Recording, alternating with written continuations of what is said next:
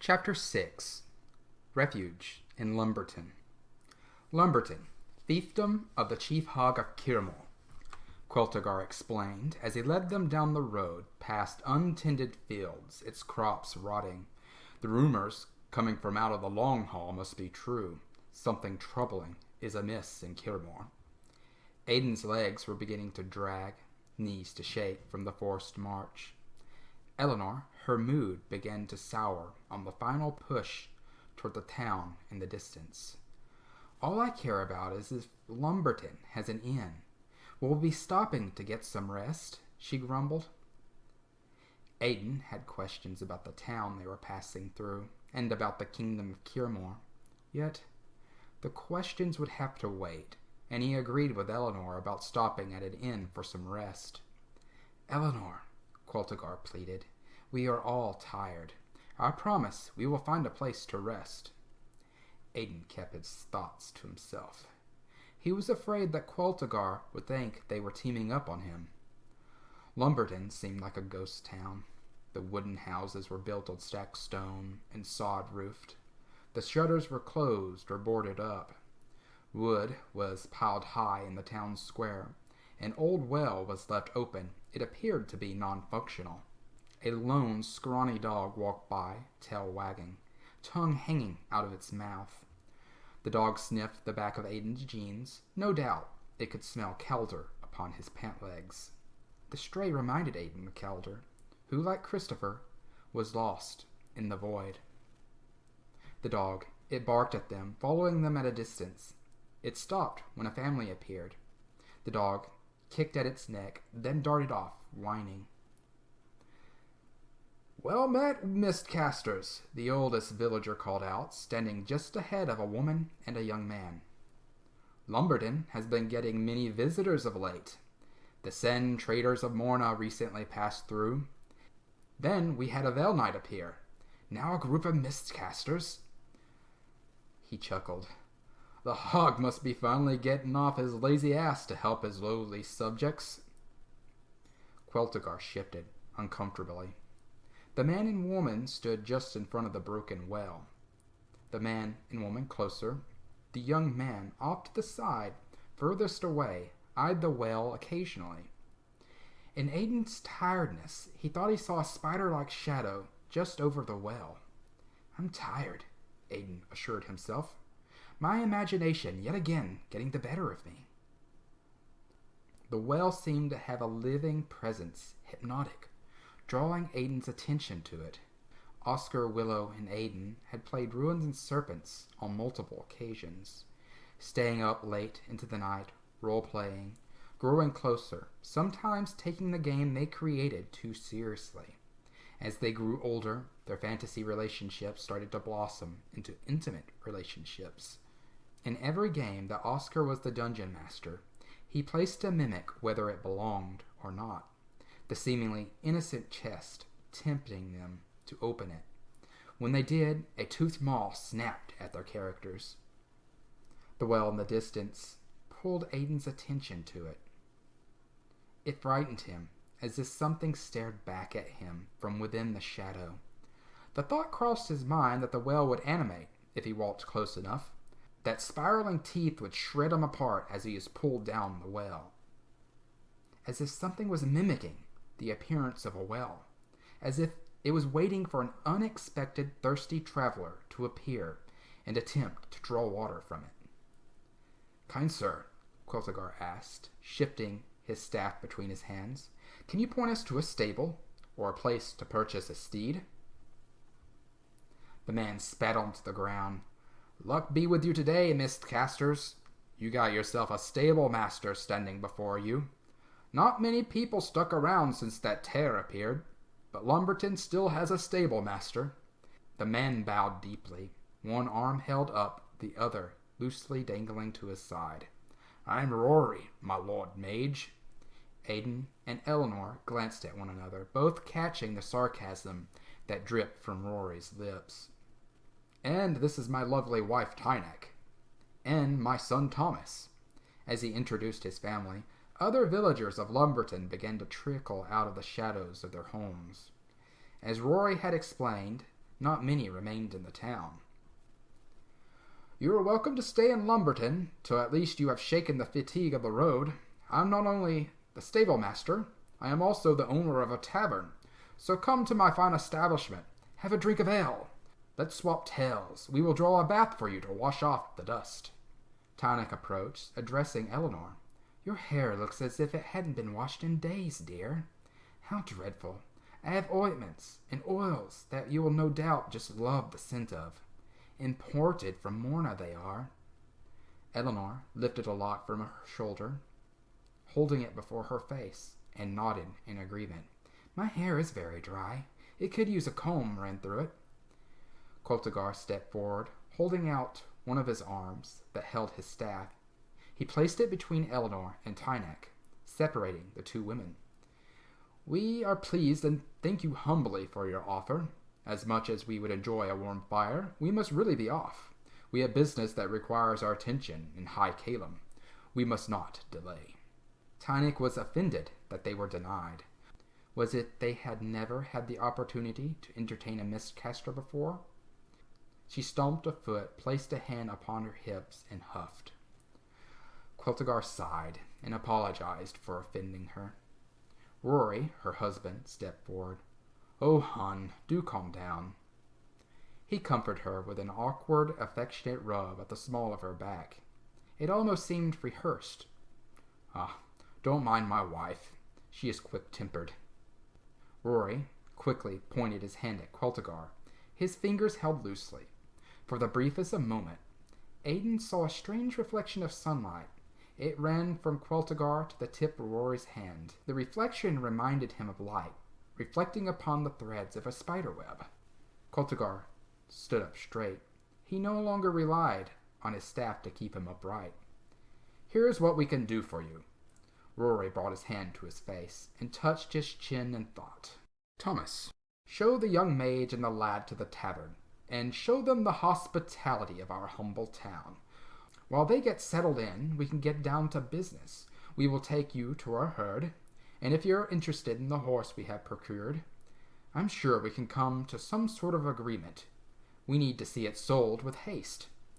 Rory turned back to his son. Thomas' attention was still upon the well. "Thomas!" barked Rory. Thomas quickly and nervously jumped, eager to show them the way, eager to be away from the well.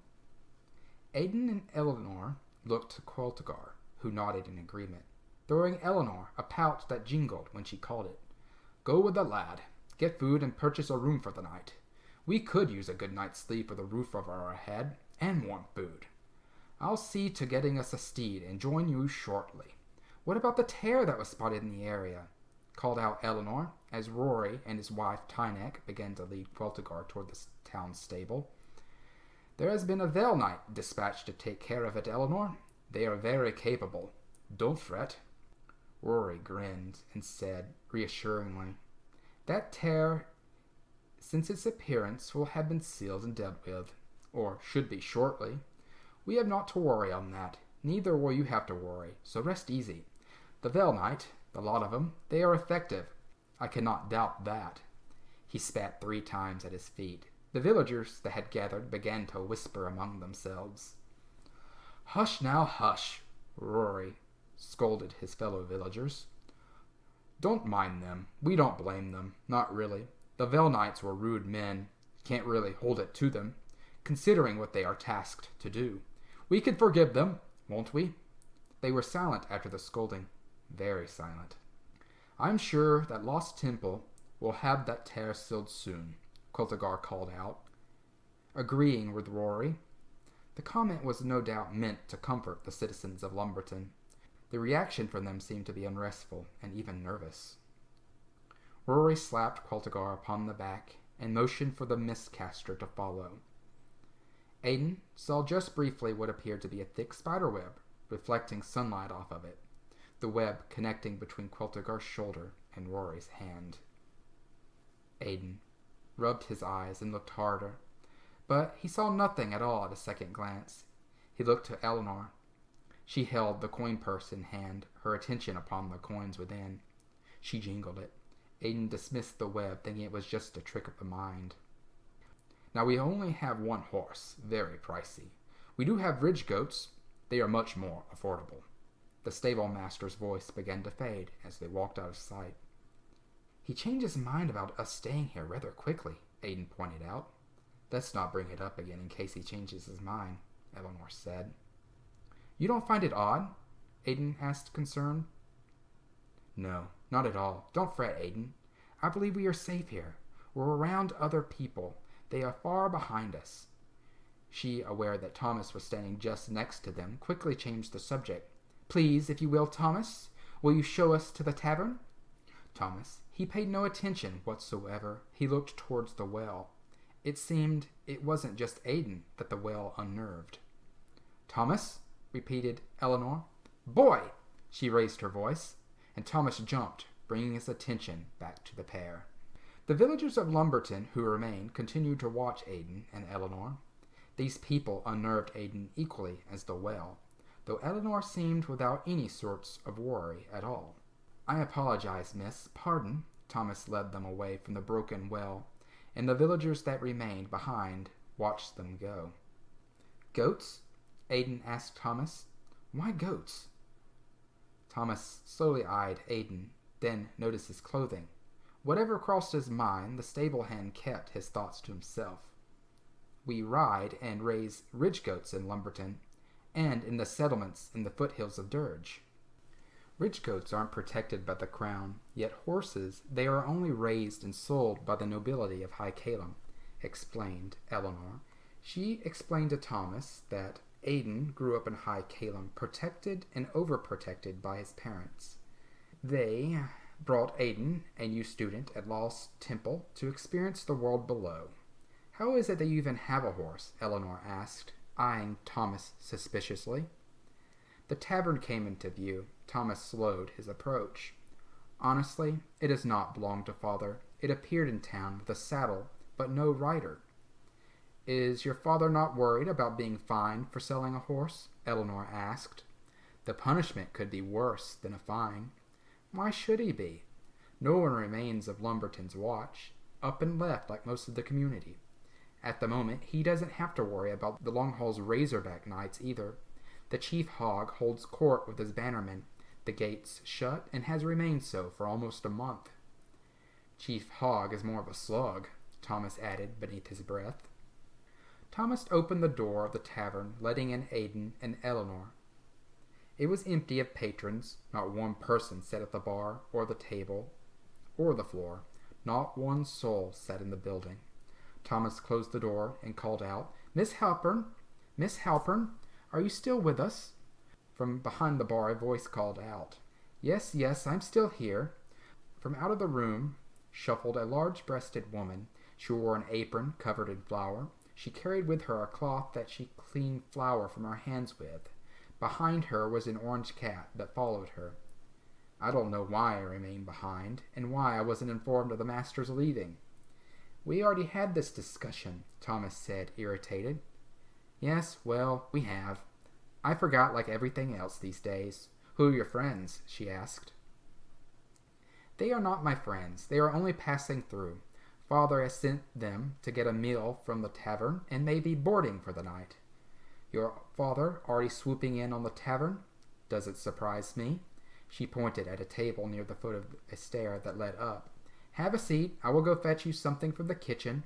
The woman headed back, and they pulled out the chairs to sit. The cat jumped up on the table, considering them. Halpern is all that remains of the staff. She is the cook.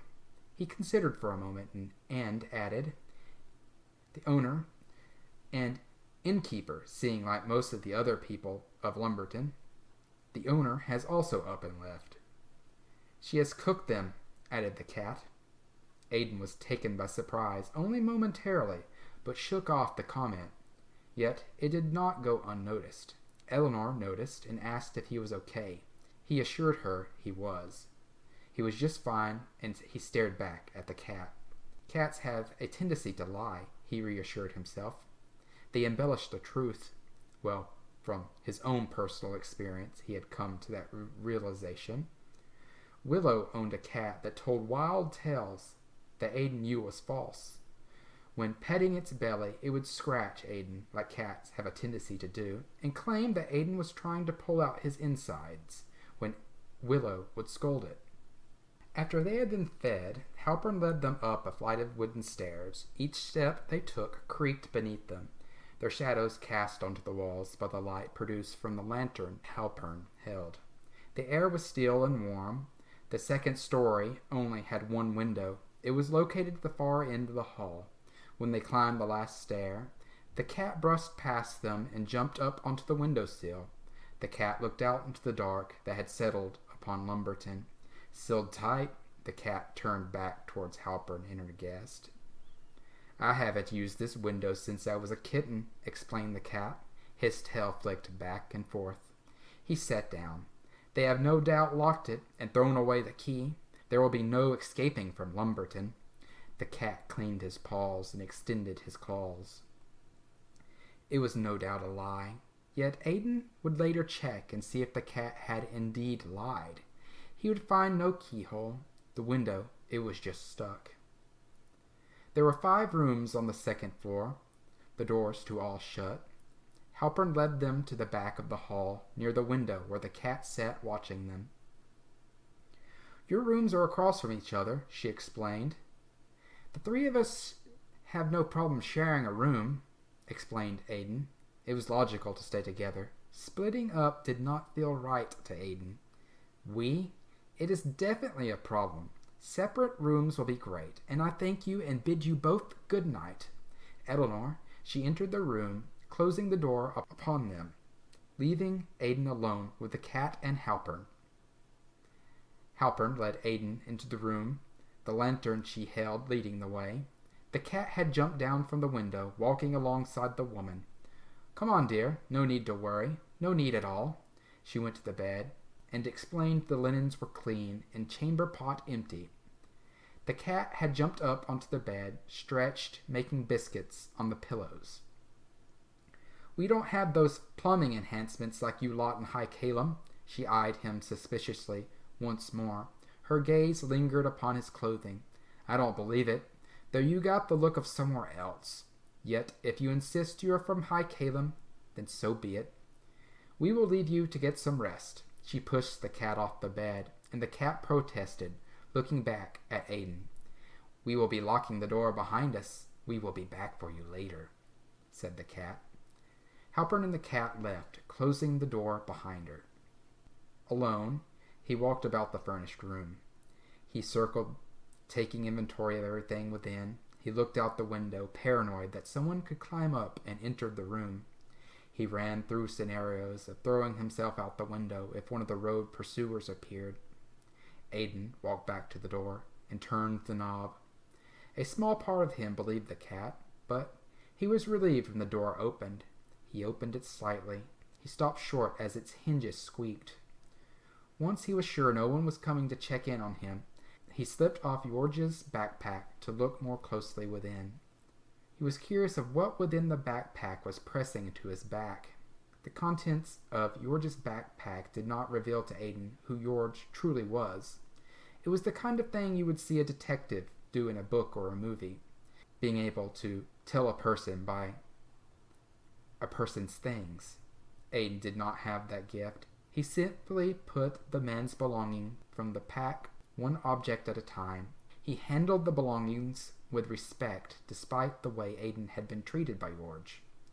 Adin sensed movement near the window. He swung his head around to find the cat, standing at the window. The cat looked in at him, its tail flicking. Once the items had been given a once-over, he placed them next to him atop the bed. Snooping? The man was dead, left behind on the road, and a dead man's possession was of no use for the dead. He did feel guilty that he was going through the man's possessions and was grasping for justification for his action. Yet within he could find something to give him a better chance of survival. Would his body be retrieved? How would Lost Temple deal with their fallen comrade? Adin expected to find coordinations between George and his loved ones. He was thankful for the lack of such letters. It would be difficult to be the one delivering the news to his family. Yet Adin did find a folded piece of parchment. Within it was a lump. When he opened it, a pressed flower fell onto his lap. The petals became detached, falling off his lap onto the bed. On the parchment, it appeared to be a menu to a restaurant. The symbols atop it read, "Refined Emporium, the Eatery Overlook." The words were broken, and he wasn't absolutely sure that was what was written. The memories were like static through a radio, the words being spoken on the radio broken. He gathered the scattered petals, placed them within the page like he had found it. He inspected the strange object he had found more closely. It looked like a bowl carved from obsidian and the size of a fist. The bowl's bottom was smooth. When he flipped it over, he saw it was black, and the light of the nearby lantern glow reflected off of it like a mirror. In the basin was what looked like a geode with crystals within. It reminded Adin of the merchants on the streets in the river quarters back on Earth. Among all the tarot cards and crystal balls, he had found geodes that looked similar to this one.